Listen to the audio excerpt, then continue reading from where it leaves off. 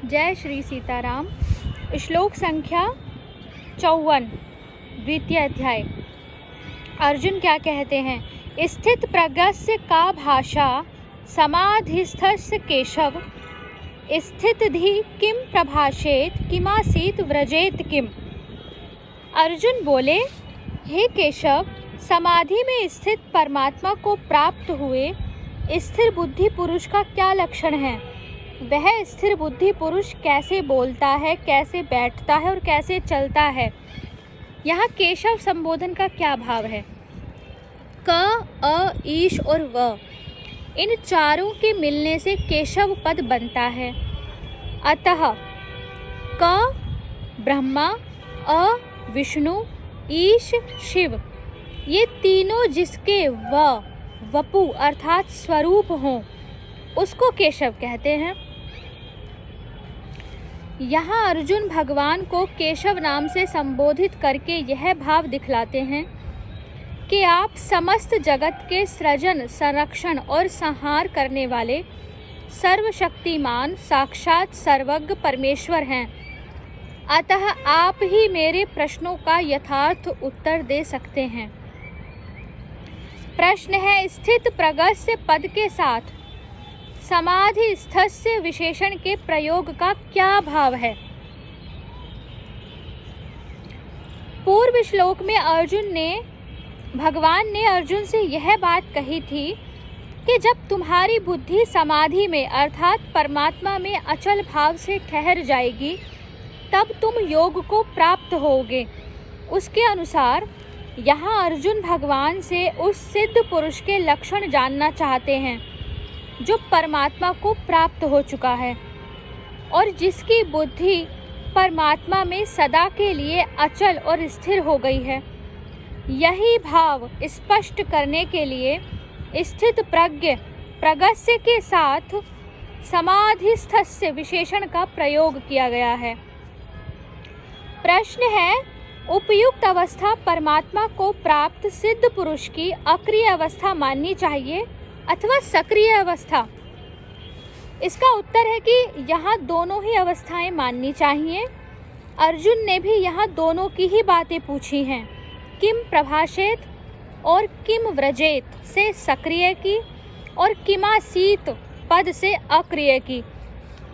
तीसरा प्रश्न है, भाषा शब्द का अर्थ वाणी न करके लक्षण कैसे किया? इसका उत्तर है कि स्थिर बुद्धि पुरुष की वाणी के विषय में किम प्रभाषेत अर्थात वह कैसे बोलता है, इस प्रकार प्रश्न किया गया है। बोलना तो वाणी होता है ना, फिर प्रभाषेत भाषा शब्द का प्रयोग क्यों किया गया?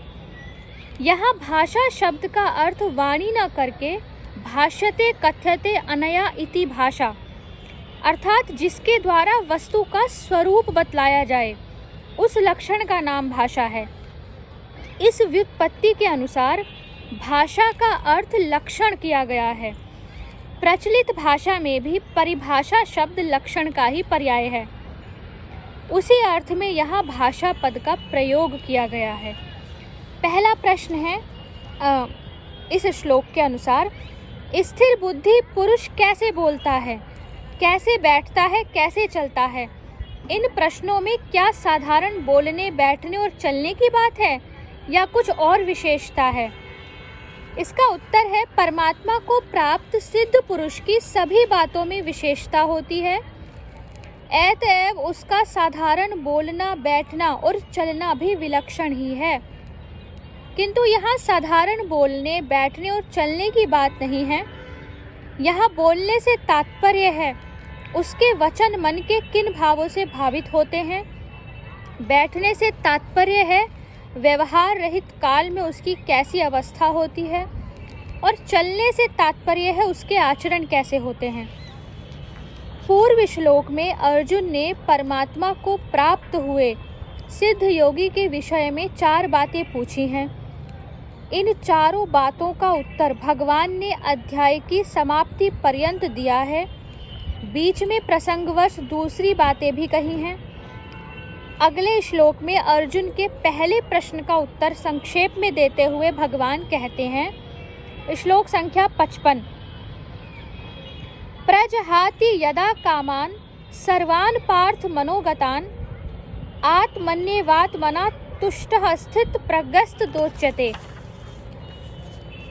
अर्थात श्री भगवान बोले, हे अर्जुन, जिस काल में यह पुरुष मन में स्थित संपूर्ण कामनाओं को भली भांति त्याग देता है और आत्मा से आत्मा में ही संतुष्ट रहता है, उस काल में वह स्थित प्रज्ञ कहा जाता है।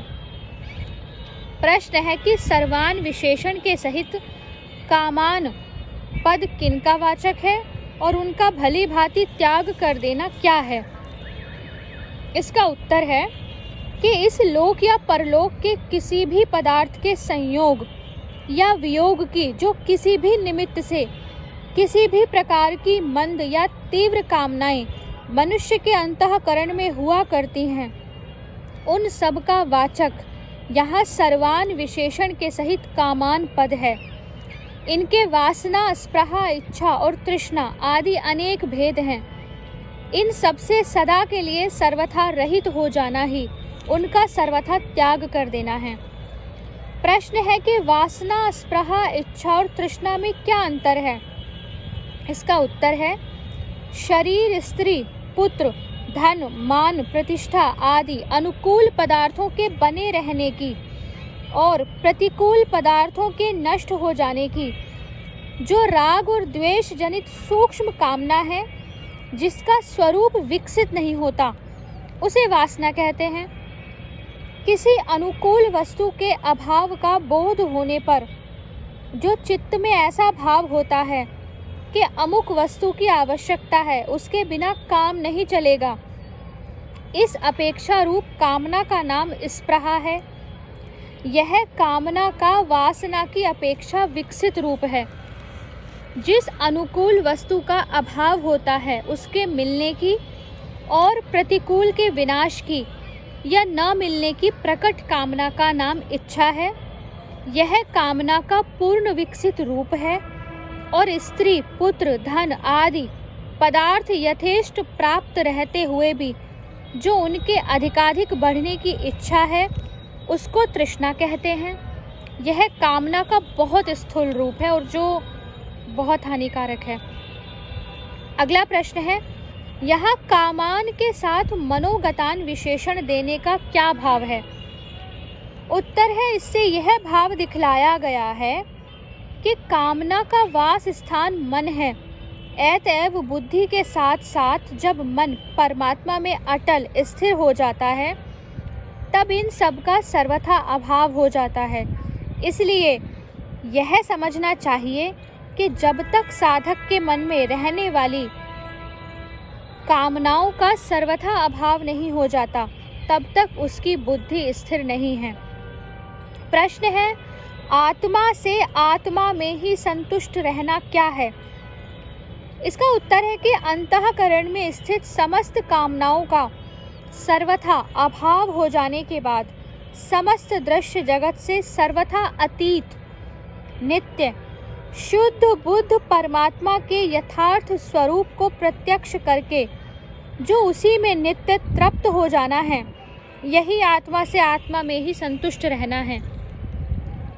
तीसरे अध्याय के 17वें श्लोक में भी महापुरुष के लक्षणों में आत्मा में ही तृप्ति और आत्मा में ही संतुष्ट रहने की बात कही गई है।